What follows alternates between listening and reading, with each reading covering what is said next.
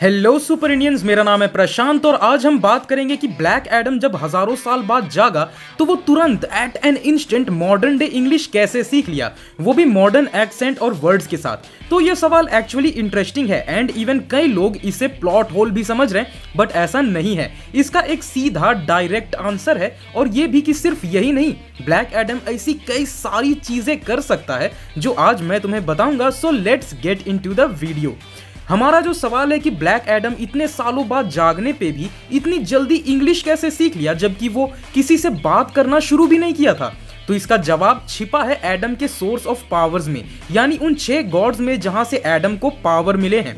उन 6 गॉड्स में एक है जेहूती, जिनसे एडम को विजडम मिलती है। विजडम ऑफ जेहूती के वजह से एडम इंस्टेंटली किसी भी लेवल का स्कॉलरली नॉलेज गेन कर सकता है।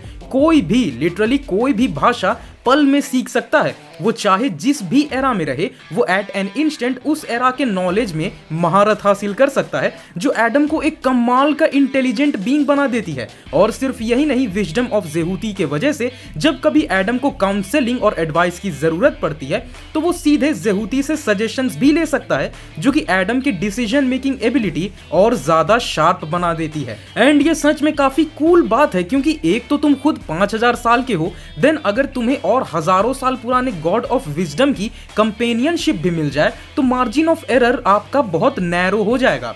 एंड यही जवाब है उस सवाल का कि एडम इतनी जल्दी इंग्लिश कैसे बोलने लगा था। तो अब एक सवाल आता है कि अगर ये एक गॉड की पावर इतनी कूल है तो एडम और कितनी कैपेबिलिटीज रखता होगा। तो आओ लगे हाथों आज वो भी देख लेते हैं। पहला, स्टैमिना ऑफ शू।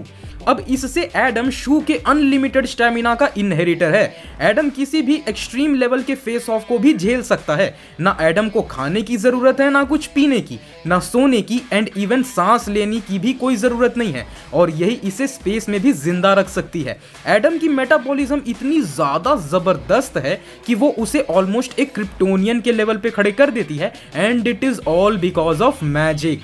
दूसरा, स्पीड ऑफ होरस। होरस वो इजिप्शियन गॉड है जिसका सर एक फैल्कन के जैसा है। होरस के स्पीड को हार्नेस करने की वजह से एडम सेमी लाइट स्पीड पे भी मूव कर सकता है और आउटर स्पेस में लाइट की स्पीड तक जा सकता है। वहीं कॉमिक में एडम अर्थ पे 500 मैक की स्पीड पे दौड़ सकता है। Can you imagine. तीसरा है strength of Amun. Amun Egyptian Mythos में गॉड ऑफ एयर है, जो कि बाद में रा के साथ मर्ज होके अमुन रा बन गया था। अमुन के स्ट्रेंथ की वजह से एडम कई ऐसे स्ट्रेंथ फीट्स परफॉर्म कर चुका है जो कि सुपरमैन और शज़ैम के लेवल के हैं। इनफैक्ट कुछ ऐसे मौकों पे वो सुपरमैन को आउट मैच भी कर चुका है। स्ट्रेंथ के साथ साथ उसकी एक और खासियत है, और वो है एक क्लैप से शॉक वेव्स क्रिएट कर देना, जो हमने मूवी में भी देखा था। चौथा है विजडम ऑफ जेहूती, जिसके बारे में मैंने पहले ही बता दिया है। पांचवा है पावर ऑफ अटेन।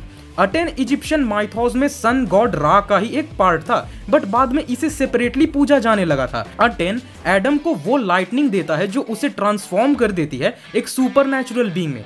तो मूवीज में जो वो तुम लाइटनिंग देखते हो ना, जब एडम शज़ैम कहता है, हाँ, तो वो अटेन की ही देन है। अब अटेन ही वो गॉड है जो एडम को हजारों तरह के मैजिकल स्पेल्स के अगेंस्ट इम्यून भी बना देता है, और यही रीजन है कि डॉक्टर फेट के स्पेल्स भी एडम पे वर्क नहीं कर रहे थे। वहीं अटेन के पावर के वजह से एडम इंटरडायमेंशनल ट्रैवल भी कर सकता है।